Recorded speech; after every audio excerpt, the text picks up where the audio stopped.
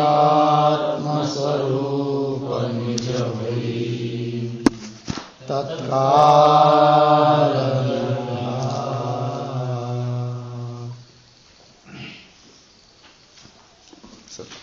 कुठपर्यंत आलो आपण? प्रकाश number 3, heading number 9, page number 61. शब्द को तृतीय गौण वृत्ति का कथन. शब्द को तो शब्द की तृतीय गौण वृत्ति का कथन. शब्द की तृतीय गौण वृत्ति. अभी तक शक्ति वृत्ति और लक्षणावृत्ति का विचार किया. शक्ति वृत्तीचा विचार केला आणि लक्षणावृत्तीचा विचार केला. लक्षणेचा विचार करत असताना केवळ लक्षणा, लक्षित लक्षणा असंही सांगितलं. त्याचे उदाहरण देखील आपण बघितले. आता आणखीन एक तिसरी वृत्ती असते शब्दाची, जिचं नाव आहे गौण वृत्ती. तिचं कथन करतात ग्रंथकार. और कितने ग्रंथन में यह लिखा है काय जी, सिंहो देवदत्त इत्यादि वाक्यन में सिंहादि शब्द गौणी वृत्ति से पुरुषादिकन के बोधक है. बघा, आतापर्यंत सिंहो देवदत्त हे उदाहरण कशा सांगितलं होतं? लक्षित लक्षण. पण काही ग्रंथकारांचं असं म्हणणं आहे की सिंहो देवदत्त हे उदाहरण पुरुषाचा बोध तर करून देतात. सिंह शब्द हा पुरुषाचा बोधक आहे, पण गौणी वृत्तीने. कशाला म्हणायचं गौणी वृत्ती? स्पष्टीकरण करतात पहा. तो सिंहो देवदत्त इत्यादि वाक्यन में सिंहादि शब्द गौणी वृत्ति से पुरुषादिकन के बोधक है, ज्ञापक है. जैसे उदाहरण, जैसे शक्ति और लक्षणा पद की वृत्ति है, तैसे गौणी वृत्ति है. जसं पदाच्या दोन वृत्ती आतापर्यंत सांगितल्या होत्या, एक शक्ती वृत्ती आणि दुसरी लक्षणावृत्ती. त्याचप्रमाणे पदाची अजून एक वृत्ती आहे तिसरी, तिला म्हणायचं गौणी वृत्ती. कशाला म्हणायचं बघा. पद के शक्यार्थ में जो गुण होवे तिस वाले अशक्यार्थ में पद की गौणी वृत्ती कहिये है. बघा, गौणी वृत्तीचं लक्षण केलं. कशाला म्हणायचं गौणी वृत्ती? पद के शक्यार्थ में जो गुण होवे. पदाचा शक्यार्थ आणि त्या शक्यार्थाच्या ठिकाणी जे गुण असतात, तसेच गुण त्या पदाच्या अशक्य अर्थाच्या ठिकाणी असतील आणि त्या अशक्य अर्थाचा बोध ह्या पदाने होत असेल, तर अशा वेळी जी वृत्ती मानल्या जाते त्या पदाची त्या अर्थाच्या ठिकाणी कोणती वृत्ती? गौणी वृत्ती. बघा, पद के शक्यार्थ में जो गुण होवे तीस वाले, तीस वाले 30 गुण वाले. अशक्य अर्थ में त्या गुणवाला जो कोणी अशक्य अर्थ, कशाचा अशक्य? त्या पदाचा अशक्य अर्थ में पद की, मग त्या अशक्य अर्थाच्या ठिकाणी त्या पदाची जी वृत्ती असते तिचं नाव आहे गौणी वृत्ती. उदाहरण घटवतात पहा. जैसे पद के शक्यार्थ में, पद घेतलं, वाक्य घेतलं सिंहो देवदत्त, या वाक्यातलं पद घेतलं सिंहपद, है की नाही? तर पद के शक्यार्थ में पद सिंहपद. सिंहपदाचा शक्यार्थ पशु. सिंहपदाचा शक्यार्थ कोण आहे? पशु. तर पद के शक्यार्थ में पद कोण? सिंहपद. पदाचा, सिंहपदाचा शक्यार्थ कोण? पशु. त्या सिंहपदाचा जो शक्यार्थ पशु, त्याच्या ठिकाणी राहणारे गुण कोण गुण? शूरतादी गुण. कोणते गुण जी? शूरतादी गुण. बघा, पद के शक्यार्थ में जो गुण सापडलं. पदाचा शक्यार्थ कोण? सिंह. त्याच्या ठिकाणी राहणारे जो गुण शूरतादी गुण. 30 वाले, त्या शूरतादी गुणवाला कोण? अशक्यार्थ. सिंह पदाचा शक्यार्थ कोण? पशु. अशक्यार्थ कोण? सिंहाला सोडून सारेच. सिंह पदाचा शक्यार्थ कोण झाला? सिंह, पशु. आणि त्याला सोडून बाकीचे सारेच काय झाले? अशक्यार्थ. मग देवदत्त जो पुरुष आहे, व्यक्ती, तो सुद्धा सिंह शब्दाचा काय आहे? अशक्यार्थ आहे. पण सिंह शब्दाचा अशक्य अर्थ असा जो देवदत्त नावाचा पुरुष, त्याच्या ठिकाणी तसेच गुण आहेत की नाही? कसे? जसे सिंह शब्दाच्या शक्य अर्थाच्या ठिकाणी आहे. सिंह शब्दाचा शक्य अर्थ पशु, त्याच्या ठिकाणी शूरताधिक गुण, तसेच गुण आहे कुठं? अशक्य अर्थ पुरुषाच्या ठिकाणी. मग आता सिंह शब्द पुरुषाचा बोध करून देऊ राहिला, पण कसं काय करून देतो? कारण पदाचा नियम आहे, पद कोणत्याही अर्थाचा बोध करून देतो त्यावेळेस त्या पदाची त्या अर्थाच्या ठिकाणी वृत्ती असावी लागते, आहे की नाही? मग कोणती वृत्ती? तर त्या वृत्तीचे प्रकार, एक शक्तिवृत्ती, एक लक्षणावृत्ती. मग सिंहपदाची तर शक्तिवृत्ती नाही कुठं? देवदत्त मनुष्याच्या ठिकाणी. पुन्हा लक्षणावृत्ती बी नाही इथं. मग कोणती वृत्ती आहे? सांगतात इथं गौणी वृत्ती आहे. कारण गौणी वृत्तीची जी परिभाषा केली त्या परिभाषेत हे वस्तू आहे. शक्य अर्थाच्या ठिकाणी असणारे गुण जर अशक्य अर्थामध्ये असतील तर त्या अशक्य अर्थाचा बोधक असा जो तो शब्द, त्याची त्या अर्थाच्या ठिकाणी अशक्य अर्थाच्या ठिकाणी जी वृत्ती, त्या वृत्तीचं नाव आहे गौणी वृत्ती. लागलं? बघा, पद के शक्य अर्थ में जो गुण होवे तिस वाले अशक्य अर्थ में पद की. अशक्य अर्थ कोण इथं? देवदत्त पुरुष, त्याच्या ठिकाणी पदाची, कोणत्या पदाची? सिंह पदाची गौणी वृत्ती कही आहे. ठीक, उदाहरण देतात. जैसे सिंह पद के शक्य में शूरताधिक गुण आहे. स्पष्ट आहे, सिंह पदाचा शक्य, त्याच्या ठिकाणी गुण आहे कोणते? शूरताधिक गुण. जैसे सिंह पद के शक्य में शूरताधिक गुण है, तीन वाला जो तीन वाला शूरतादि गुण वाला, तीन वाला जो सिंह शब्द का अशक्य पुरुष. सिंह शब्दाचा अशक्य कोण झाला? पुरुष. पुरुष तामे पुरुष में सिंह शब्द की गौणी वृत्ती है. पुरुषाच्या ठिकाणी सिंह शब्दाची कोणती वृत्ती आहे? जी गौणी वृत्ती आहे. सो पूर्व प्रकार से लक्षणा के अंतर्भूत है. आणि ती सुद्धा विचार केला तर लक्षणेच्याच काय आहे? अंतर्गत आहे. लागला अर्थ? चला, तर आतापर्यंत शब्दाच्या आपण किती वृत्ती बघितल्या? 3. शक्तिवृत्ती, लक्षणावृत्ती, गौणी वृत्ती. अजून चतुर्थी व्यंजनावृत्ती का कथन. चौथ्या व्यंजनावृत्तीचं आता काय करायचं जी? कथन करायचं.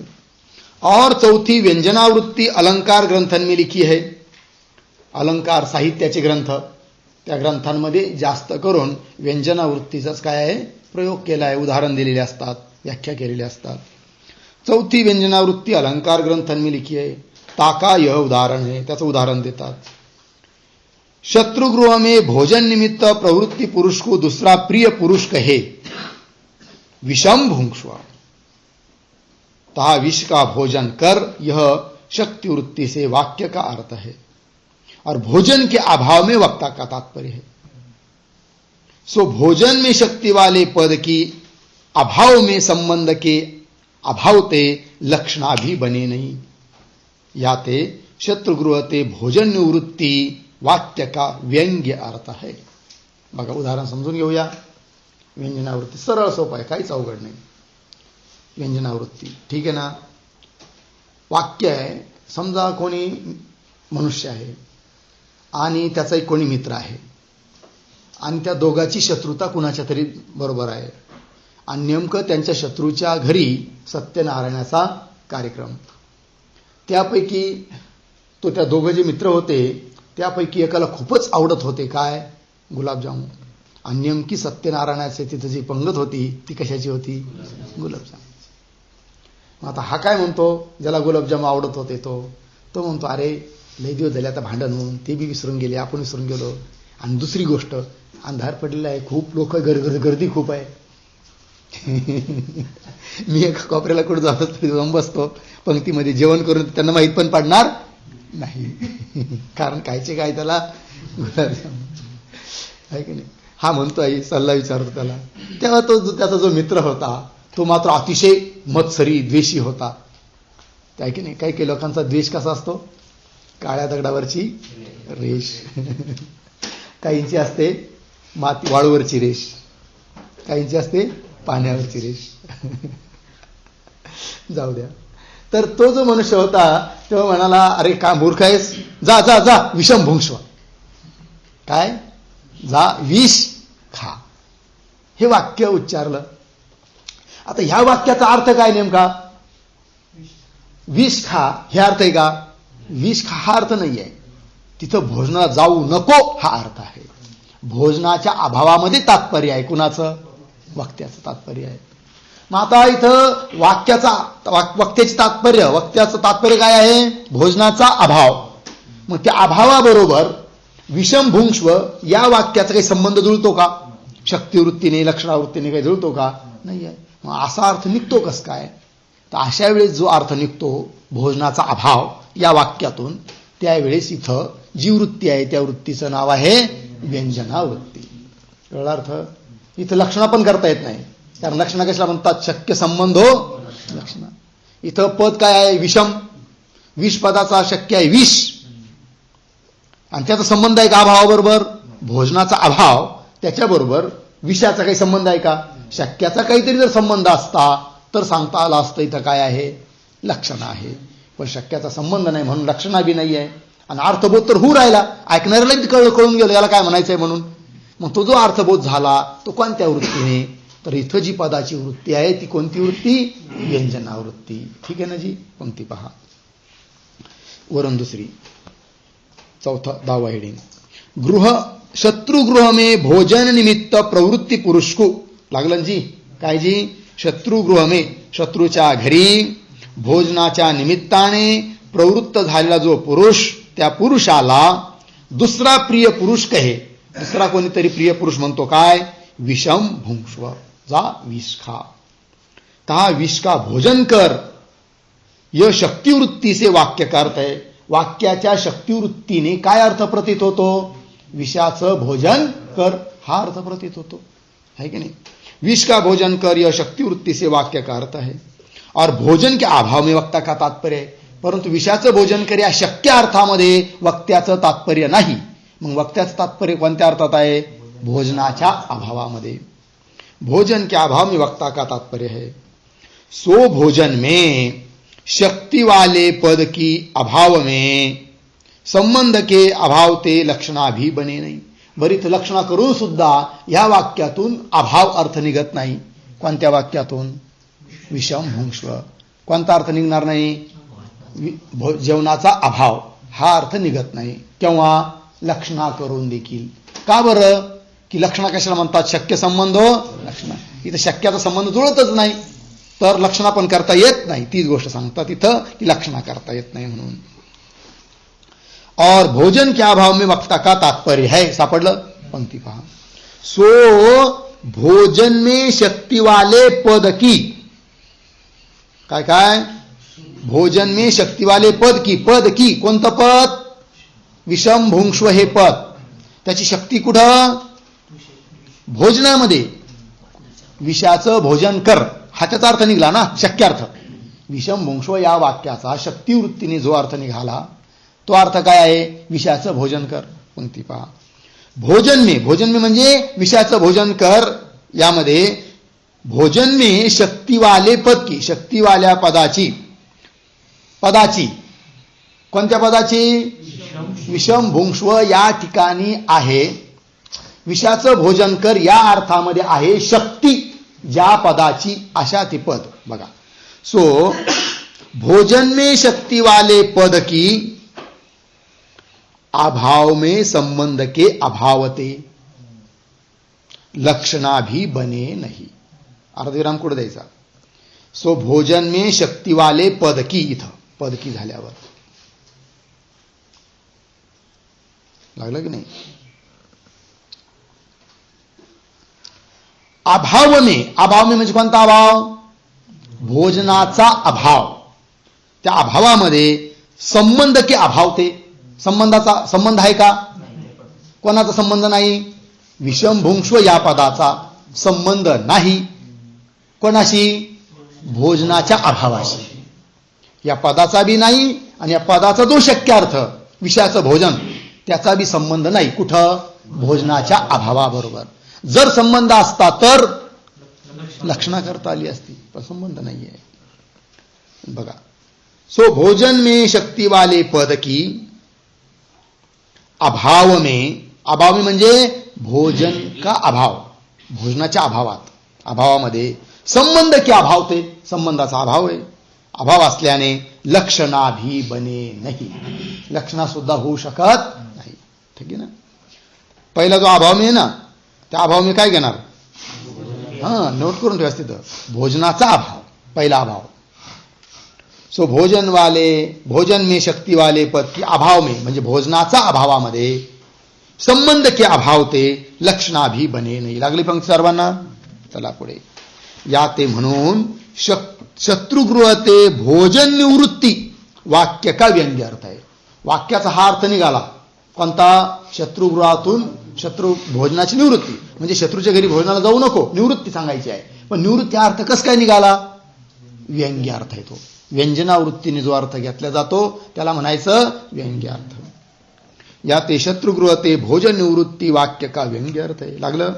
व्यंजनावृत्ती से जो अर्थ प्रतीत होवे सो व्यंग्य अर्थ कहिये, है की नाही. व्यंजनावृत्तीने ज्या अर्थाची प्रतीती येते त्या अर्थाला काय म्हणतात जी, व्यंग्य अर्थ असं म्हणतात. व्यंग्य अर्थ कहिये. अन्य उदाहरण, आणखीन उदाहरण देतात व्यंजनावृत्तीचं. झालं काय बघा, बऱ्याच वेळेस काय होतं, एखादा कोणी मोठा शेतकरी असतो आणि त्याच्या घरी अनेक मजूर कामाला आलेले असतात. ठीक आहे. समजा उदाहरणार्थ ऊसतोड आहे किंवा कांदे लावायचे आहे आणि भरपूर महिला मंडळ आलेलं आहे कांदे लावण्यासाठी आणि रोजाने आहेत ते सर्व, आणि क्षेत्र तर भरपूर अजून बाकी आहे. पण आज होण्याची शक्यता होती, कदाचित झालं तर थोडंसं रान राहू बी शकतं जर आळस केला तर. संध्याकाळची वेळ झालेली आहे, 5-5:30 वाजले आहे, 1 तासाने मजुराला सुट्टी होणार आहे. मग अशा वेळेस तो जो मालक असतो तो काय म्हणतो माहिती आहे का, तो असं म्हणत नाही पटापटा लवकर लवकर काम करा असं म्हणत नाही. काय म्हणतो, दिवस आता मावळाला आला बरं का, दिवस थोडा राहिला. हे ऐकतात ते सर्व लोक, आणि हे ऐकल्यानंतर या वाक्यातून अर्थ काय बरं, दिवस मावळायला हा त्याचा शक्य अर्थ आहे. पण लोक पटापटा काम करायला लागतात. का बरं तो असं तसा अर्थ निघाला, हा व्यंग्य अर्थ आहे. ते लोक समजून जातात की मालकाला नेमकं काय म्हणायचं आहे, की हात उचलून घ्या लवकर लवकर पूर्ण करा, हे त्याला म्हणायचं असतं. कळलं की नाही. हे व्यंजनावृत्तीचं उदाहरण आहे. आणखीन प्रसिद्ध व्यंजनावृत्तीचं उदाहरण सांगू का.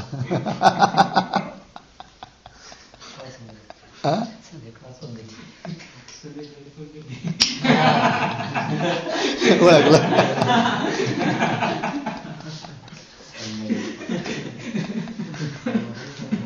दुपारी जेवणाला सर्व ताटं घेऊन बसलेली आहेत आणि भरपूर सुंदर सुंदर माल बनवलाय पंगतवाल्याने. आज संध्याकाळी बी पंगत आहे. आता जरी पोट बजेल संध्याकाळी जेवणार नाही, मग संध्याकाळी तुम्हाला आता कमी जेवा असं बोलायचं नाही, पण अर्थ तर त्यांना तसा कळला पाहिजे. अशा वेळेस वाक्याचा प्रयोग केला जातो. काय, संध्याकाळी पण पंगत वर का भाऊ.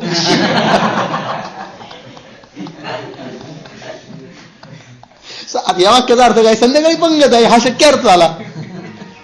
पण ऐकणारे समजून घेतात काय म्हणायचंय ते, दुपारा कमी जेवा. हा अर्थ कस काय निघाला, मग याला म्हणायचं व्यंजनावृत्ती. कळलं की नाही. चला अन्य उदाहरण. संध्या काल में अनेक पुरुषों को नाना कार्य में प्रवृत्ती निमित्त, संध्याकाळची वेळ आहे आणि अनेक पुरुष आपापल्या अनेक कार्यामध्ये प्रवृत्त व्हावे यासाठी प्रवृत्ती निमित्त किसीने कोणीतरी सूर्योस्तम गतः यह वाक्य उच्चारण किया. काय वाक्य उच्चारलं जी, सूर्योस्तम गतः, सूर्य मास्ताला गेला बरं का आता बस असं. ताकू सुनी के नाना पुरुष, अनेक पुरुष तिस काल में, त्याच कालात अपने अपने कर्तव्य को जानी के प्रवृत्त होवे. लगेच मग सारे पुरुष आपापलं कर्तव्य जाणून आपापल्या कामामध्ये काय होतात, प्रवृत्त होतात. होवे तहा अनेक पुरुषों को नाना कर्तव्य का बोध व्यंजनावृत्ती से होवे है.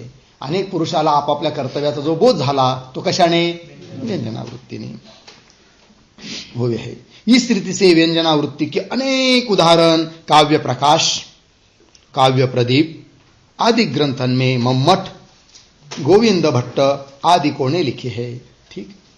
सो बहुत उदाहरण श्रृंगार रस के है, या ते नहीं लिखे.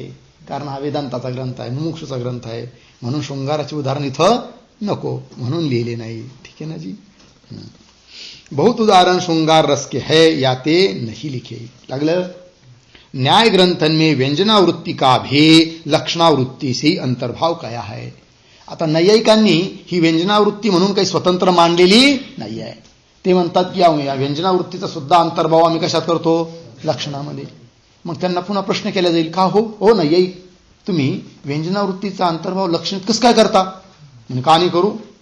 अहो तुम्ही कसं काय कराल, लक्षण कशाला म्हणतात, शक्य संबंध. ही जे वाक्य उदाहरणं दिली, शक्य संबंध कुठे आहे त्याच्या अर्थाबरोबर, कसं काय तुम्ही लक्षणा करणार, असा प्रश्न केला जाईल. कुणाला, नैयायिकांना. त्याचं उत्तरही ते देतात. बघा, न्याय ग्रंथन में व्यंजनावृत्ती का भी लक्षणावृत्ती से अंतर्भाव कहा है. और जो अलंकारिक कहे, म्हणजे अलंकारिक लोक शंका करतील, काय, शक्य संबंधी अर्थ का तो लक्षणावृत्ती से बोध संभव है. लक्षणावृत्तीने बोध त्या अर्थाचा होऊ शकतो जो अर्थ शक्याच्या संबंधी आहे. बघा, शक्य संबंधी अर्थ का तो लक्षणावृत्ती से बोध संभव है, लक्षणावृत्तीने बोध होऊ शकतो. और शक्य अर्थ के असंबंधी अर्थ में लक्षणा संभवे नहीं. काय जी, शक्यार्थाशी और शक्य अर्थ के असंबंधी, संबंधी आहे ना, अकरा तिथं, असंबंधी. शक्य अर्थाशी ज्या अर्थाचा काही संबंधच नाही आहे अशा अर्थामध्ये तुम्ही लक्षणा कशी कराल, हा प्रश्न. ठीक है ना. लागलं जी. और शक्य अर्थ के असंबंधी अर्थ में लक्षणा संभवे नाही, ताकि शब्द से प्रतीति के अर्थ, म्हणजे त्या अर्थाची, अशक्य अर्थाची प्रतीती येण्यासाठी, शब्दाने प्रतीती येण्यासाठी, ताकि शब्द से प्रतीति के अर्थ, प्रतीती येण्यासाठी व्यंजनावृत्ती माननी चाहिए. व्यंजनावृत्ती मानायलाच पाहिजे. कोण म्हणतात, अलंकारिक ग्रंथकार. त्याचं उत्तर देतात नैयायिक लोक. ताका यह समाधान है. नैयायिक लोक उत्तर देतात, साक्षात और परंपरा भेदते संबंध दो प्रकार का होवे है.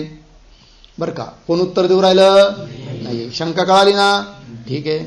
उत्तर देतात काय, अरे बाबा हे अलंकारिक लोकांनो, कोण बोलतं, नैयायिक, की संबंध हा दोन प्रकारचा असतो. एक साक्षात, एक परंपरा.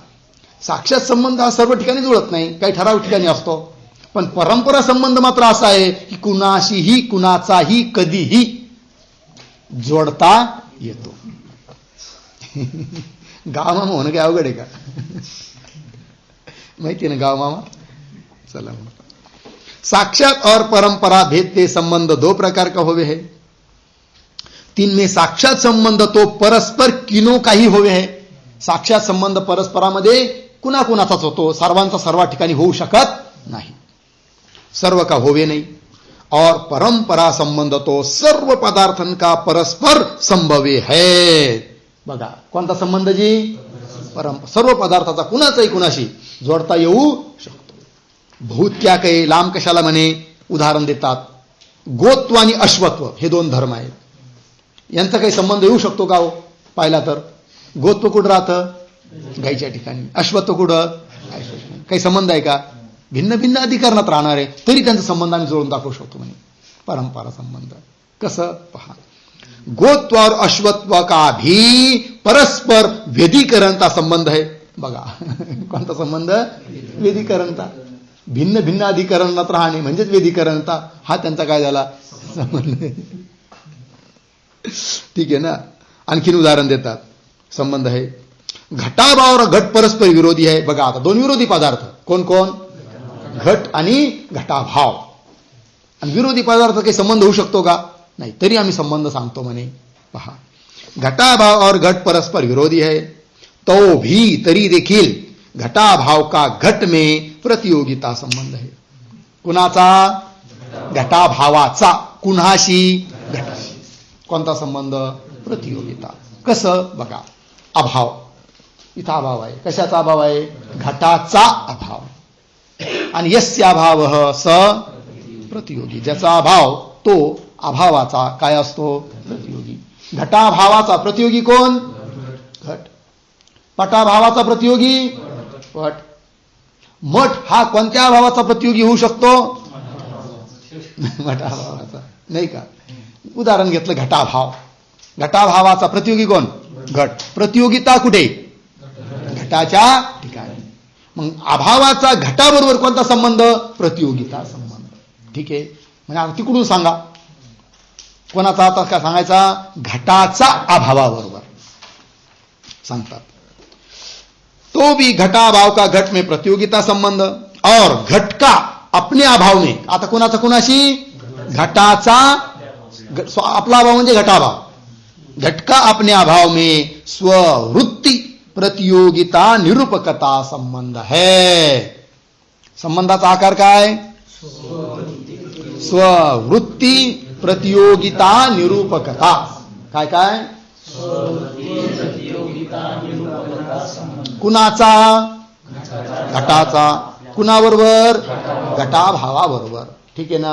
आता पहा कसं घेतला घटाभाव. घटाभावाचा प्रतियोगी कोण? घट. प्रतियोगिता कुठे? घटाच्या ठिकाणी. प्रतियोगिता कुठे आहे? घटाच्या ठिकाणी. स्वशब्दाने घ्यायचा घट. ज्याचा संबंध सांगायचा ना त्या तिकडून स्वशब्दाने पकडायचं. इथं कोणाचा संबंध कोणाशी सांगायचा आपल्याला? घटाचा अभावाबरोबर. स्वशब्दाने कोण घ्यायचा? घट. स्ववृत्ती घटवृत्ती. वृत्ती म्हणजे घटाच्या ठिकाणी राहणारी काय? प्रतियोगिता. प्रतियोगिता कुठं आहे?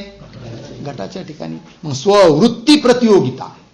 पण का हो नुसतं समजा आपण असं म्हटलो घटाच्या ठिकाणी प्रतियोगिता आहे बरं का, तर कोणी काय म्हणेल? घटाच्या ठिकाणी प्रतियोगिता आहे कशाची? अर्थात त्या प्रतियोगितेचं निरूपक कोण आहे हा प्रश्न. तर घटाभाव आहे का नाही? तर स्ववृत्ती प्रतियोगिता निरूपकता. घट. स्ववृत्ती घटवृत्ती. कोण? प्रतियोगिता. घटाच्या ठिकाणी राहणारी प्रतियोगिता. त्या प्रतियोगितेचा निरूपक कोण आहे? घटाभाव. झाला संबंध कोणाचा?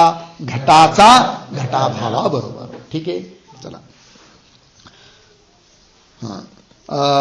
तो भी घटाभाव का घट में प्रतियोगिता संबंध है और घट का अपने अभाव में स्ववृत्ति प्रतियोगिता निरूपकता संबंध है. लागला ना जी? इस रीति से सर्व पदार्थन का आपस में परंपरा संबंध संभवे है. अशा रीतीने साऱ्याच पदार्थांचा परस्परामध्ये काय असतो जी? संबंध होऊ शकतो. ठीक. याते व्यंग्य अर्थवी शक्य संबंधी होणे ते. आणि म्हणून प्रश्न काय चालला होता आपला? व्यंजनावृत्तीच्या द्वारे जाणल्या जाणारा जो व्यंग्यार्थ तो देखील लक्षणाच्याच अंतर्गत आहे. व्यंजनावृत्ती सुद्धा लक्षणाच्याच अंतर्गत आहे. मग प्रश्न आला होता लक्षणाच्या अंतर्गत आहे तर लक्षणा कुठं असते? शक्य संबंध हो लक्षण. इथे जे उदाहरण दिले व्यंजनावृत्तीचे त्या वाक्याचा त्या शब्दाचा जो शक्यार्थ आहे त्याचा तर लक्ष्यार्थ म्हणजे अर्थाबरोबर व्यंग्य अर्थाबरोबर काही संबंध जुळत नाही. मग कसं काय लक्षणा? त्यासाठी हे सांगितलं काय? संबंध परंपरा संबंध कुणाचाही जुळू शकतो आहे की नाही. त्यामुळे ही व्यंजनावृत्ती सुद्धा लक्षणाच्याच अंतर्गत आहे, वेगळी नाही. याते व्यंग्य अर्थ भी शक्य संबंधी होणे ते लक्ष्य के अंतर्भूत है. म्हणून तो देखील काय झाला जी? लक्ष्यच झाला. लक्ष्य म्हणजे लक्षणावृत्तीच्या द्वारे जो जाणला जातो त्याला म्हणायचं लक्ष्य. और व्यंजनावृत्ति का प्रतिपादन काव्य प्रकाश में और ताकी टीका में जयराम भट्टाचार्य आदिकों ने लिखा है. व्यंजनावृत्तीचं विशेष प्रतिपादन जर पाहायचं असेल तर काव्य प्रकाश नावाचा ग्रंथ आहे आणि त्याची टीका पण आहे. त्या टीकांमध्ये जयराम भट्टाचार्य आदिकांनी लिहिलं आहे. तैसे काव्य प्रदीप में, काव्य प्रदीप हा देखील ग्रंथ आहे, साहित्याचा ग्रंथ आहे. काव्य प्रदीप में और ताकी टीका में उद्योतन में नागोजी भट्टने, उद्योतन टीकाचं नाव असलं पाहिजे. काव्य प्रदीपवर जी टीका, ताकी टीका उद्योतन, त्या टीकेमध्ये नागोजी भट्टने लिखा है. ताका खंडन भी न्याय ग्रंथन में लिखा है. आणि त्या व्यंजनावृत्तीचं खंडन देखील लिहिलं आहे कोणी? न्याय ग्रंथांमध्ये. और व्याकरण ग्रंथन में कौ खंडन लिखा है, कौ प्रतिपादन लिखा है. व्यंजनावृत्तीचं कुठं कुठं खंडन केलं आहे आणि कुठं कुठं प्रतिपादन केलं आहे काही ग्रंथकारांनी. अद्वैत सिद्धांत में खंडन का व प्रतिपादन का आग्रह नहीं, याते प्रतिपादन की रीति मात्र जनाई है. पण वेदांत सिद्धांतामध्ये काय हो, म्हणजे तुम्ही सांगितलं सर्व साहित्य ग्रंथाचं, न्याय ग्रंथाचं, कोणी कोणाचं खंडन केलं, कोणी कशात अंतर्भाव केला वगैरे वगैरे. तुमचं काय ते सांगा, म्हणजे वेदांत मतात काय मत आहे ते सांगा. ते सांगतात अद्वैत सिद्धांत म्हणजे वेदांत मतामध्ये खंडन करण्यातही आग्रह नाही आणि प्रतिपादन करण्यातही आग्रह नाही आहे. असल्या गोष्टीकडे आम्ही काही असं लक्ष पण देत नाही आहे. मानली तरी आम्हाला हानी नाही आणि नाही मानली तरी आमचं काही नुकसान नाही आहे. कळलं की नाही. आमचं ब्रह्म साबूत राहिलं पाहिजे एवढंच आम्हाला घेणं आहे. मायेचं कार्य मिथ्या आहे, ब्रह्म सत्य आहे आणि जीव आणि ब्रह्म दोन्ही एकच आहे. हा मुख्य वेदांताचा सिद्धांत आहे. आणि त्याला काही हानी होत नसेल तर भली तुम्ही मानली व्यंजनावृत्ती तरी त्याच्याशी आम्हाला काही आपत्ती नाही आहे. अद्वैत सिद्धांत में खंडन का वा प्रतिपादन का आग्रह नाही, या ते प्रतिपादन की रीती मात्र नाही. मग तुम्ही का हो, जर तुम्हाला आग्रह नाही तिथं कशाला तुम्ही सांगितलं एवढं विस्तार करून. अहो म्हणे माहीत असावं, एक रीती मात्र पद्धत मात्र म्हणून आम्ही सांगितलं आहे. प्रसंग चालू आहे शब्द प्रमाणाचा म्हणून सांगण्यात काही विशेष तात्पर्य नाही आहे. रीती मात्र जनाई आहे. लागलं एवढं. चला लक्षणा के भेद का कथन. आता अन्य रूपाने प्रकारांतराने लक्षणाचं काय करतात, आणखीन भेद करतात. अगोदर सांगितलं लक्षणा केवळ लक्षणा लक्षित लक्षण. आता आणखीन काही त्यांना सांगायचं आहे म्हणून पुन्हा लक्षणा के भेद का कथन. शक्ति और लक्षणा दो वृत्ति सर्व के मत में है. कोण वृत्ती जी शक्ती वृत्ती आणि शक्ती और लक्षणा दो वृत्ती सर्व के मत में, सर्वांनीच मानलेला आहे. शक्ती वृत्ती पण सर्वांनी मांडलेली आहे आणि लक्षणा वृत्ती पण सर्वांनी मांडलेली आहे. और महावाक्य के अर्थ निरूपण में भी दो का ही उपयोग है, शक्तिवृत्तीचा आणि लक्षणावृत्तीचा. कारण शक्तिवृत्ती कळल्याशिवाय लक्षणा करताच येत नाही ना, म्हणून दोन्हीचा उपयोग आहे. तत्पदाचा शक्यार्थ काय, त्वम पदाचा शक्यार्थ काय, हे जोपर्यंत कळत नाही तोपर्यंत त्यांचा लक्षार्थ पण घेता येत. और महावाक्य के अर्थ निरूपण में भी दो का ही उपयोग है. तीन में शक्ति का निरूपण किया. शक्तीचं निरूपण मागं भरपूर केलं म्हणे. पदाची शक्ती कोणी कशी मानली वगैरे वगैरे आहे की नाही. कोणी व्यक्तित्व शक्ती मानतो, कोणी जाती शक्ती मानतो, कोणी जाती विशिष्ट व्यक्ती शक्ती मानतो, कोणी कुब्ज शक्ती मानतो. कोणा शक्तीचं स्वरूप बी कोणी ईश्वराची इच्छा हीच काय आहे, शक्ती आहे. कोणी वाच्यवाचक भावाचा मूल जो तादात्म्य संबंध ती शक्ती आहे. अशा रीतीने पुष्कळ विस्तारपूर्वक तिचं निरूपण केलं आहे मागं याच प्रकरणात. तीन ने शक्ति का निरूपण किया और शक्य के साक्षात संबंध और परंपरा संबंध के भेदते केवल लक्षणा और लक्षित लक्षणा रूप दो भेद लक्षणा के कहे है की नाही. हे पण सांगितलं केवल लक्षणा आणि लक्षित लक्षणा. आता जहत लक्षणा अजत लक्षणा भाग त्याग लक्षणा इन भेदते फेरी तिन्ही प्रकार की लक्षणा है. म्हणजे प्रकारांतर से दुसऱ्या प्रकाराने लक्षणेची पुन्हा किती भेद आहेत, तीन. कोण कोण, जहत लक्षणा, अजत लक्षणा आणि जहत अजहत तिचंच नाव आहे भाग त्याग लक्षणा. जहत लक्षणा अजत लक्षणा भाग त्याग लक्षणा इन भेदते फेरी म्हणजे पुनः तीनही प्रकार की लक्षणा है. चला जहां शक्य की प्रतीति नहीं होवे, केवल शक्य संबंधी की प्रतीति होवे तहा जहल लक्षणा होवे है. जहल लक्षणा कुठं केल्या जाते याचा विचार चालला. काय म्हणे की ज्या ठिकाणी शक्य की प्रतीती नाही होवे, शक्यार्थाची प्रतीती नाही आहे, घ्यायचं नाही आहे, शक्यार्थाचा काही उपयोग नाही, त्याला घ्यायचं नाही. शक्य की प्रतीती नाही होवे, केवळ शक्य संबंधी की प्रतीती होवे, शक्याचा जो संबंधी त्याचीच फक्त काय होते, प्रतीती होते, त्या ठिकाणी जहल लक्षणा होवे है. उदाहरण जैसे विषम भुंक्ष्व या स्थान में शक्य जो विष भोजन ताकू त्यागी के शक्य संबंधी भोजन निवृत्ती की प्रतीती होणे ते जहल लक्षण आहे. बघा जहल लक्षणाचं उदाहरण दिलं है की नाही. गंगायाम ग्राम हे तर प्रसिद्ध उदाहरण आहेच आहे, परंतु हे उदाहरण दिलं कोणतं, विषम भुंक्ष्व, विष खा. इथं वाक्य विषम भुंक्ष्व, त्यात पद आहे विषम, त्याचा शक्यार्थ विषाचं भोजन आहे की नाही. पण इथं शक्यार्थाचं काही घेणं आहे का, नाही. अपितू त्याच्या संबंधी असणारा जो भोजनाचा अभाव त्याचं घेणं आहे. ठीक आहे ना. म्हणून इथं जी लक्षणं आहे, कोणती लक्षणं जी, जह लक्षणं. बघा जैसे विषम भुंक्ष्व या स्थान में शक्य जो विष भोजन पदाचा शक्य कोण? विष भोजन. ताकू त्यागी के, शक्यार्थाचा त्याग करून शक्य संबंधी, विष भोजन हा शक्य अर्थ आहे, त्याच्या संबंधी कोण? भोजनाची निवृत्ती की प्रतीती होणे, ते प्रतीती असल्यामुळे जल लक्षण आहे. लागलं? चला. यद्यपि जहा शक्य अर्थ का संबंध नाही संभवे तहा जल लक्षणा अंगीकार होवे है की नाही. म्हणे का हो, आता इथं यद्यपि म्हणलं थोडी शंका गेली.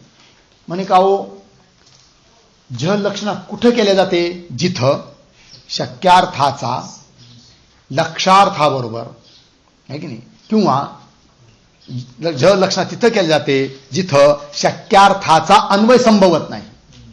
काय जी? शक्यार्थाचा अन्वय संबंध संभवत नाही, तिथं काय केलं जाते? जल लक्षणा आहे की नाही. पण इथं जे वाक्य वापरलं तुम्ही, उदाहरण दिलं कोणतं? विषम भुंक्ष्व. इथं शक्यार्थाचा अन्वय होण्याची शक्यता आहे, मग कसं काय तुम्ही जल लक्षणा करता? म्हणजे कसं काय अन्वय होईल? वाक्य काय आहे?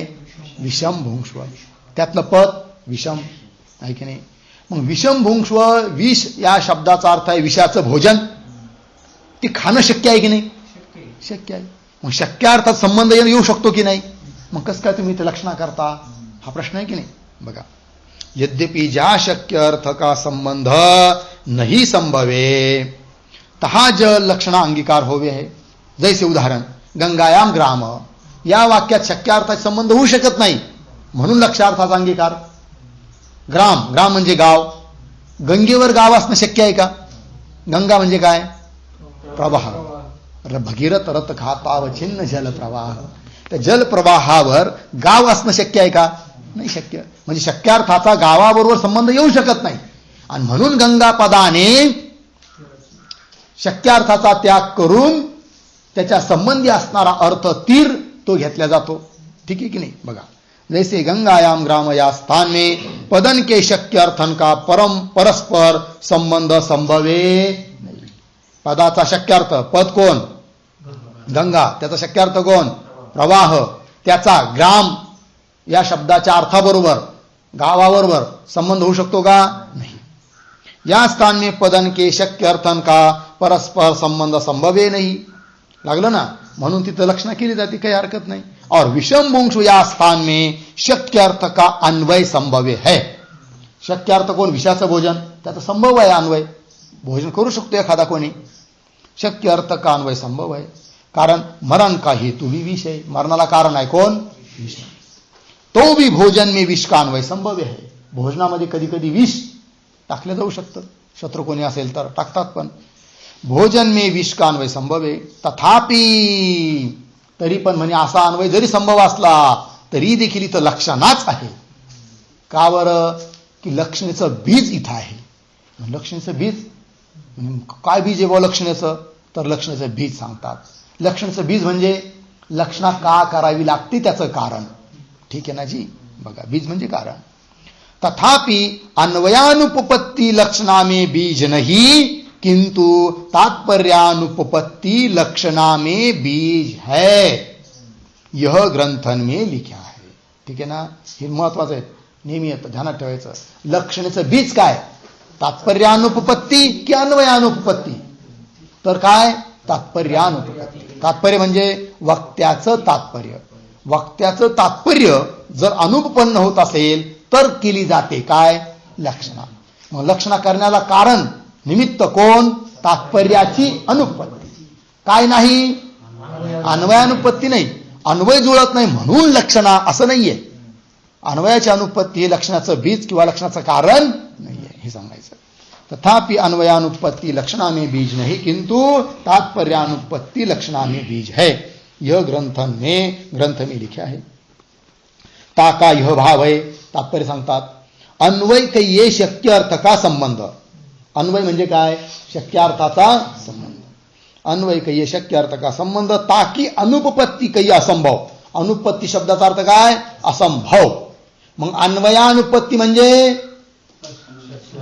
शक्यार्थाच्या संबंधाचा असंभव जिथं आहे तिथं लक्षणा, असा अर्थ नाही. बघा, अन्वय कैये शक्यार्थ का संबंध ताकि अनुपत्ति कैये असंभव, जा होवे कहा लक्षणा होवे है यह नियम नहीं. लागलं ना जी, हा नियम नाहीये. जो यही नियम होवे, समजा एखाद्याने आग्रह धरला काय की हाच नियम आहे, हाच नियम म्हणजे कोणता, अन्वयानुपत्ती असेल तिथंच लक्षणा केली पाहिजे, असं जर कोणी म्हणेल तर अडचण दाखवतात. त्याला काय अडचण दाखवतात बघा, ध्यान द्या, उदाहरण देतात. कोणासाठी उदाहरण दिले जाऊ राहिलं आता हे, जे लोक लक्षणा करण्यासाठी कारण अन्वयानुपत्ती मानतात त्यांच्यासाठी उदाहरण देऊन सांगायचं की बाबा रे, अन्वयानुपत्ती हे लक्षणाचं बीज नाही. उदाहरण दिले जात आहे. समजा कल्पना करा की पंगत बसली आहे, जेवण्यासाठी सर्व बसलेले आहेत. आणि जेवण्यासाठी बसलेले आहे सर्व, तेवढ्यात आठवण आली आहे की नाही, दुपारची वेळ आहे, शेडमध्ये सर्व बसलेले आहे, ताटं वाढलेले आहे, जेवायला आता वाढणार आहेत. तेवढ्याच आदेश आला वरून काय, अरे जा त्या काठीला घेऊन ये. मंदिरात कोणीतरी एक आदल्या दिवशीच एक वृद्ध माणूस काठी टेकत टेकत आलेला होता, त्याचा तिथं मुक्काम होता. कुठं, मंदिरात. मग आठवण झाली स्वामीजींना त्या माणसाची, त्याचं नाव तर माहीत नाही. मग सरळ काय बोलले, जाय त्या काठीला घेऊन ये. ठीक आहे की नाही. मग आता एक मनुष्य गेला ध्रुव पळत पळत, कुठं, मंदिरात. त्या बाबाची काठी हिसकवली आणि गेला पळत कुठं, भोजनगृहात. दाखवली, आणली म्हणे काठी. अरे बावळत, काठी थोडी आणा सांगितलं तुला, मग तुम्हीच सांगितलं काठी घेऊन ये. अरे काठीला घेऊन ये म्हणजे काठीवाल्या माणसाला घेऊन ये. मग आता इथं काठीचा प्रवेश शक्य आहे की नाही. वाक्य काय आहे, यष्टी प्रवेश आहे. यष्टीचा काठीचा प्रवेश करा, काठीला घेऊन या. मग काठी, यष्टी शब्दाचा जो अर्थ आहे, शक्यार्थ काठी, तिचा प्रवेश होणं शक्य आहे की नाही. तरी सुद्धा इथं लक्षणा केली जाते. का मग, कारण लक्षणाचे बीज काय मानताय तुम्ही, अन्वयानुपत्ती. आणि त्या अन्वयाची अनुपत्ती कुठे आहे, अन्वयाची उपपत्ती आहे. अन्वयाचा म्हणजे शक्यार्थाचा असंभव नाहीये, तरी देखील लक्षणा केली जाते. मग का नाही करायला पाहिजे ना, कारण लक्षणाचं बीज काय मानतोय तुम्ही, अन्वयानुपत्ती. ती आहे का इथं, नाहीये. अन्वयाचा संभव आहे, अन्वयाची उपपत्ती आहे, अन्वयाचा असंभव नाही आहे. मग लक्षणा इथं केल्या जाऊ, तरी देखील इथं लक्षणा केली जाते. का की वाक्याचं तात्पर्य काठी प्रवेशाचं नाही आहे, काठी वाला घेऊन ह्याच्यात तात्पर्य आहे. मग वाक्यात शब्द काय, यष्टी. यष्टी शब्द शक्यार्थ कोण, काठी. त्याच्या संबंधी आहे कोण, पुरुष. म्हणून इथं काय केल्या गेली, लक्षणा. मग इथं तात्पर्याची अनुपत्ती आहे, म्हणजे तात्पर्याचा असंभव आहे का अन्वयाचा असंभव आहे, तात्पर्याचा असंभव आहे, तात्पर्याची अनुपत्ती आहे. म्हणून काय केल्या गेली, लक्षणा. मग एकंदरीत सिद्धांत काय समोर आला, लक्षणेचं बीज कोण, तात्पर्यानुपत्ती. लक्षणा का केली जाते, तात्पर्यानुपत्ती असेल तर. ठीक आहे ना जी. चला, यही नियम, हा लागलं ना, यह नियम नाही, जो यही नियम होवे तो. यही नियम होवे तो म्हणजे कोणता, अन्वयानुपत्तीच लक्षणेचं बीज मानलं तर. तो यष्टि ही प्रवेशय, या वाक्य में यष्टि पद की यष्टि धरण में लक्षणा नहीं होगी. यष्टि पदाची यष्टीधर पुरुषामध्ये लक्षणा नाही व्हायला पाहिजे. मग काय ते, यष्टि पद के शक्य का प्रवेश में अन्वय संभव है. यष्टी पदाचा शक्य कोण, काठी. त्या काठीचा प्रवेश होणं शक्य आहे. यष्टी पद के शक्य का प्रवेश में अन्वय संभव है, प्रवेश होऊ शकतो तिचा. या ते म्हणून तात्पर्यानुपत्ती लक्षणा में बीज है. एकंदरीत काय ठरलं जी, लक्षणाचं बीज कोण, तात्पर्यानुपत्ती. या ते तात्पर्यानुपत्ती लक्षणा में बीज है. लागलं ना, अन्वयानुपत्ती नाही. लागलं. पुढे तात्पर्य कहिये वाक्यकर्ता की इच्छा.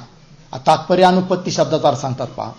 तात्पर्य म्हणजे काय, तात्पर्य कहिये वाक्यकर्ता की इच्छा. तात्पर्य म्हणजे काय, वाक्यकर्त्याची इच्छा, वाक्य बोलणाऱ्याची इच्छा, वक्त्याची इच्छा.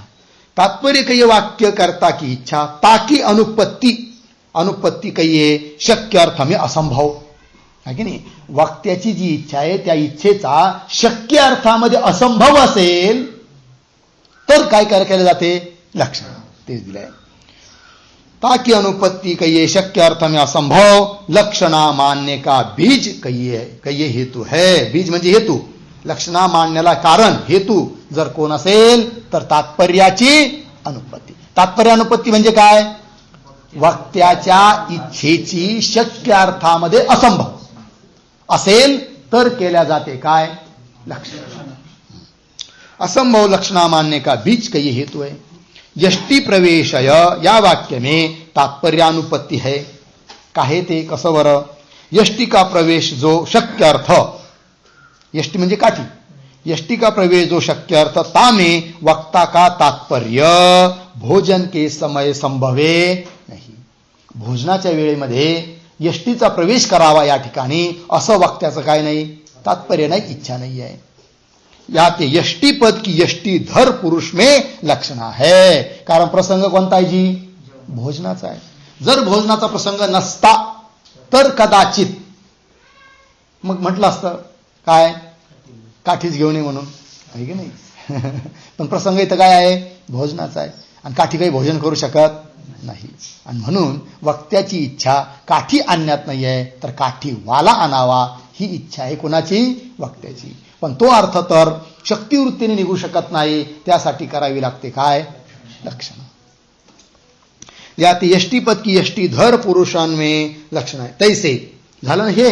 त्याचप्रमाणे प्रश्न कुठे केला होता? विषमभुंश वाक्यामध्ये, की म्हणे इथं तर अन्वय संभव आहे, कसं काय तुम्ही लक्षणा करू राहिले? त्याचं उत्तर द्यायचंय, बारे बाबा रे, जरी तिथं अन्वय संभव असला पण अन्वयानुपत्ती हे लक्षणाचं बीज नाही आहे, तात्पर्यानुपत्ती लक्षणाचं बीज आहे. आणि ती विषमभुंश ह्या वाक्याचा उच्चारण करता जो पुरुष, त्याची इच्छा विषयाचं भोजन करण्यात नाही आहे, अपितु भोजनाच्या त्यागात त्याची इच्छा आहे. आणि म्हणून तिथं सुद्धा लक्षणाच करावी लागते हा अर्थ. तैसे मरण हेतु विष भोजन में पिता का तात्पर्य संभवे नहीं. या ते भोजन निवृत्ती में झ लक्षणा है. म्हणून भोजन निवृत्तीमध्ये कोणती लक्षणा जी? झ लक्षणा है.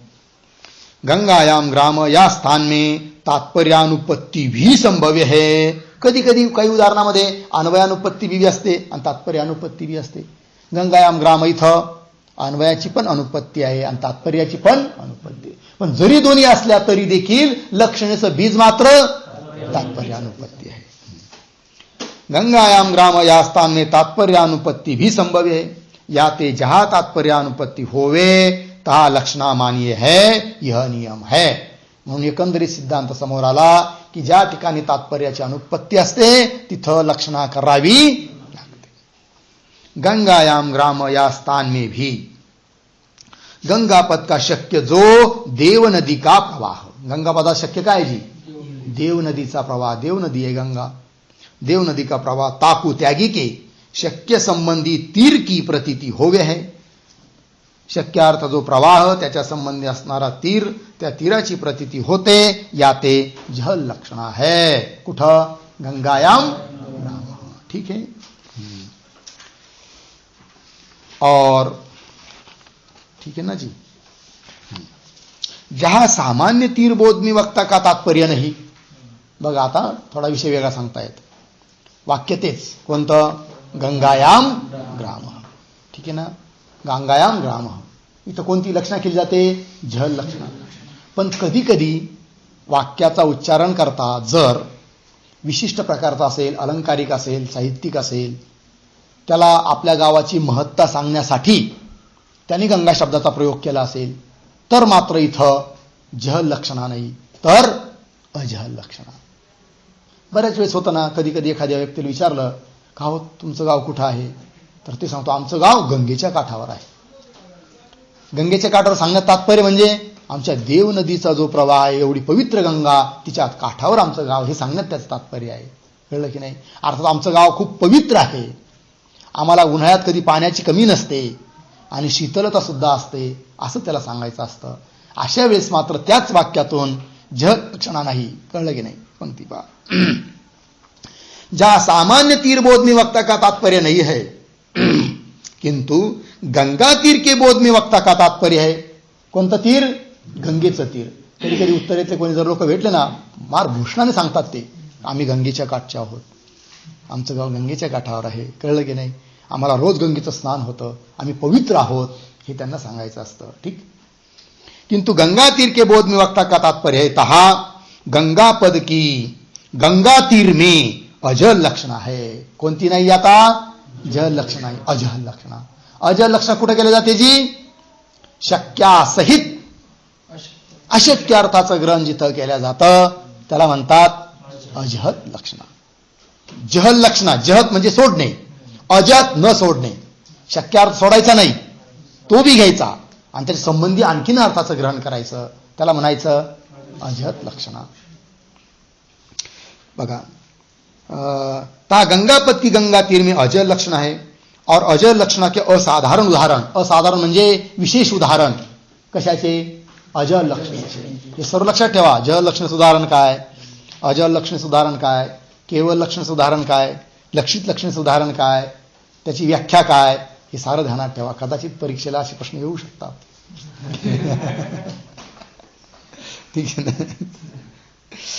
अजल लक्षणा के असाधारण उदाहरण तो काकेभ्यो दधी रक्षताम हे आहे. कावळ्यापासून दह्याचं रक्षण कर इत्यादिक हे. लागलं ना एवढं? पंक्ती पहा पुढं खालून दुसरी वळ. सहित शक्य संबंधी की जहा प्रतीती होवे तहा अजल लक्षणा होवे. अजल लक्षणा कुठे केले जाते ते सांगितलं. बघा बघा काय सांगितलं? सहित शक्य संबंधी की. याचं कसं करायचं अन्वय माहिती का? हा काय काय? शक्य सहित संबंधिकी असं करायचं अन्वय. काय जी? शक्य सहित संबंधिकी जहा प्रतीती होवे, म्हणजे शक्याची बी प्रतीती होते आणि शक्याच्या संबंधीची बी जिथं प्रतीती होते त्याला काय म्हणायचं जी? अजल लक्षण. ठीक आहे ना. संस्कृतचे संस्कार जास्त आहे ना त्यांच्यावर, म्हणून तसे वाक्य लिहितात ते. ठीक आहे ना. संस्कृतमध्ये चालतंय असं सामासिक शब्द. ठीक आहे ना. लागला अर्थ त्याच्यावर अन्वय करून ठेवा. शक्य सहित संबंधी की जहा प्रतीती होवे तहा अजल लक्षणा होवे है. बघा, भोजन वास्ते दधी रक्षा में वक्ता का तात्पर्य है की नाही? दह्याचं रक्षण करायचंय, पण कशासाठी लागतं दही? भोजनासाठी लागतंय. सो बिडालादिकन से दधी रक्षण विना संभवे आहे की नाही? नुसतं कावळ्यापासून रक्षण केलं आणि मांजरीपासून रक्षण केलंच नाही तर ते दही भोजनासाठी उपयोगाचं होईल का? होणार नाही. कळलं की नाही? मग वक्त्याचं तात्पर्य केवळ कावळ्यापासून दह्याचं रक्षण करावं यात आहे का? नाही. अपितू कावळे आणि कावळेच काय, जेवढे दह्याचे नाशक आहेत, घातक आहेत, त्या साऱ्यापासून काय करायचं? दह्याचं रक्षण करायचं, हे वाक्याचं तात्पर्य आहे. पण हे वाक्याचं तात्पर्य आहे, पण तो अर्थ कसं काय निघेल या वाक्यातून? कारण वाक्यामध्ये पद काय आहे? काकेभ्यो, कावळ्यापासून. मग काक पदाचा शक्य कोण? काक. अशक्य कोण? बिडालाधिक, कुक्कुराधिक, सारमेयाधिक आहे की नाही? अशक्य आहे की नाही? मग शक्यापासून बी शक्याचंही ग्रहण करायचं आणि अशक्य अर्थाचंही ग्रहण करायचं, त्याला म्हणायचं अजहत लक्षणा. पंक्ती पहा. दधी रक्षण विना संभवेन याते काकपद की दधी उपघातक में. काकपद, कावळापद, काकपदाची लक्षणा कुठं जी? दधी उपघातक में. दधी उपघातक म्हणजे दह्याचे नाशक जेवढे आहे तेवढे. बिडालाधिक, बिडाल म्हणजे मांजर. याते कागपद की दधी उपघातक में अजत लक्षणा है. लागलं ना? हे उदाहरण दिलं अजत लक्षणेचं. उदाहरण आणखीन दुसरं देतात. ठीक आहे ना जी? काय उदाहरण आहे? छत्रीनो यांती हे उदाहरण आहे. समजा पाऊस झिमझिम पडायला लागला आणि काही माणसांचा समुदाय चालला आहे. त्यामध्ये काही 2-4 जणांजवळ छत्र्या आहे, बाकींच्या जवळ छत्र्या नाहीये. तरी वाक्याचा प्रयोग केला जातो छत्रीनो यांती. छत्रीवाले चालले. मग वाक्याचं तात्पर्य फक्त छत्रीवाले चालले एवढंच सांगण्यात आहेत का? नाही. छत्रीवाले चालले हे पण सांगण्यात आहे आणि छत्रीवाल्यासहित बिगर छत्रीवाले पण चालले हे देखील सांगण्याचं तात्पर्य आहे. पण वाक्यातून अर्थ काय निघतो? फक्त छत्रीनो यांती. मग बिगर छत्रीवाले चालले हा अर्थ कसं काय निघेल? अजहत लक्षणा. छत्रीनः या पदाची शक्ती कुठं? छत्रीवाल्यामध्ये शक्य झाला आणि त्याच्या संबंधी अशक्य कोण? बिगर छत्रीवाले. हा सारा अर्थ निघाला.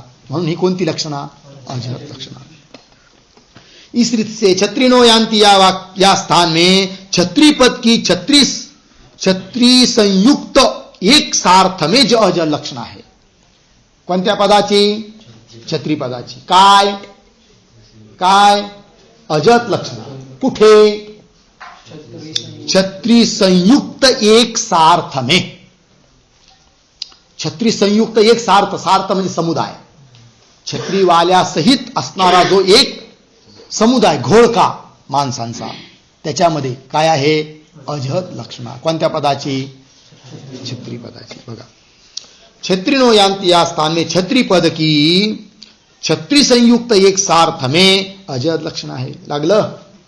न्याय मत में, हे झालं ना. आता पुढे, न्याय मत में नील अधिक पदन की गुण मात्र में शक्ती है.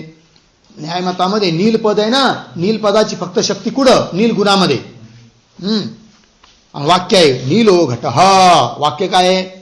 नीलो घट इत्यादि वाक्यांमें नील रूप वाले के बोधक नीलाधिक पद लक्षणाते है. कोण म्हणतं? नाही आहे. कारण नीलो घट या वाक्यामध्ये दोन पद, नीलपद, घटपद.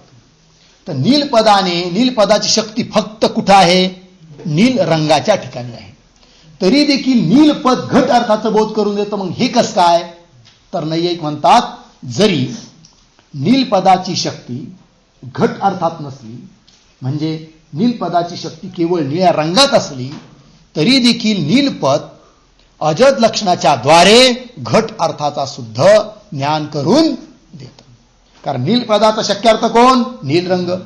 त्याच्या संबंधी कोण? घट, है की नाही? पण घटाचं ज्ञान करून देत असताना निळाला बाजू ठेवून ज्ञान होतं घटाचं? नाही. निळ्या रंगासहित घटाचं ज्ञान, शक्यासहित अशक्य अर्थाचं ज्ञान. म्हणून हे सुद्धा उदाहरण कसं आहे? अजत लक्षणाचं आहे. ठीक. अजत लक्षणाचे उदाहरण आतापर्यंत कोण कोण झाले? नंबर 1, काकेभ्यो दधिरक्षताम. नंबर 2, छत्रिनो यांती. नंबर 3, नीलो घट. आणि कदाचित गंगायाम ग्राम. हे पण होऊ शकतं. ठीक आहे, चला. नीलो घट इत्यादि वाक्यांमें नील रूप वाले के बोधक नीलाधिक पद लक्षणाते है. नील रूप वाले के सापडलं का? नील रूप वाला कोण? घट. त्याच्या डोक्यावर लिहून ठेवा, घट. इत्यादि वाक्यांमें नील रूप वाले के म्हणजे घटाधिकाचे बोधक नीलाधिक पद लक्षणाते है. तहा त्या ठिकाणी शक्य सहित संबंधी की प्रतीती होवे है. शक्य कोण? निळा रंग, है की नाही? आणि त्याचा संबंधी कोण? घट. दोघाची प्रतीती होते. ता शक्य सहित संबंधी की प्रतीती होवे है, या ते अजल लक्षणा है. म्हणून कोणती लक्षण आहे जी? अजल लक्षण आहे. लागलं ना जी? पुढे चला.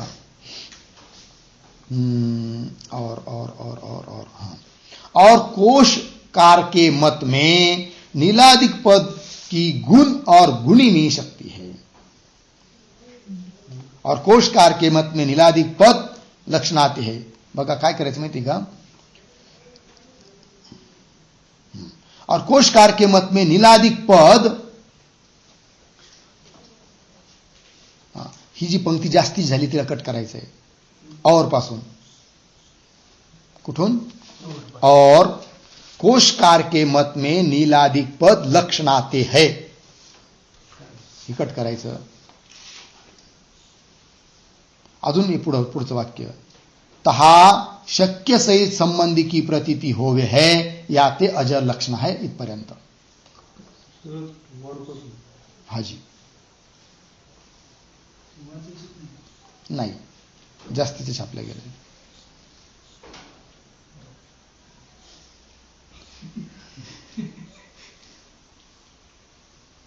किंवा खालची ओळ राहिली बी तरी काही अडचण नाही तशी. कोणतं? तहा शक्य सहित संबंधी की प्रतीती होवे है, या ते अजर लक्षण आहे. हे राहिलं बी तर काही अडचण नाही आहे. कट केलं तरी काही अडचण नाही, कारण मागे होऊन गेलं अजर लक्षण आहे. लागलं ना जी? और कोशकार के मत में नीलाधिक पदन की गुण और गुणी. हा एक विषय संपला. आता अजर लक्षण आहे झालं ना. आता कोशकाराचं मत सांगतात. और कोशकार के मत में नीलाधिक पदन की गुण और गुणी में शक्ती है. कोणाच्या मतानुसार? कोशकाराच्या मतामध्ये नीलाधिक पदाची गुण आणि गुणी दोघांच्या ठिकाणी काय आहे? शक्ती, नील पदाची. और कोशकार के मत में नीलाधिक पदन की गुण और गुणी में शक्ती है. लक्षणा नाही म्हणून लक्षणा करण्याचं काही कामच नाही. लक्षणा कुठे केलं जाते? जिथं संबंध नाही आहे. ज्ञान तर होऊ राहिलं, मग तिथं काय केलं जाते? लक्षणा. पण इथं नील पदाची शक्तीच आहे कुठं? गुणगुणीच्या ठिकाणी, म्हणून लक्षणाचा संबंधच येत नाही. लक्षणा नाही. वेदांत परिभाषा ग्रंथ में नीलादिक पदन की गुणी में अजत लक्षणा कही सो न्याय का मत है. वेदांत परिभाषामध्ये देखील नीलादिक पदाची गुणीमध्ये काय सांगितली आहे? जी लक्षणा सांगितलेली आहे. कोणती लक्षणा? अजत लक्षणा सांगितली, पण ते देखील न्यायमताला घेऊन सांगितलेली आहे. लागला अर्थ? बस पुढचा विचार. ओम पूर्णमदः पूर्णमिदं पूर्णात् पूर्णमुदच्यते पूर्णस्य पूर्णमादाय पूर्णमेवावशिष्यते. ओम शांति शांति शांति.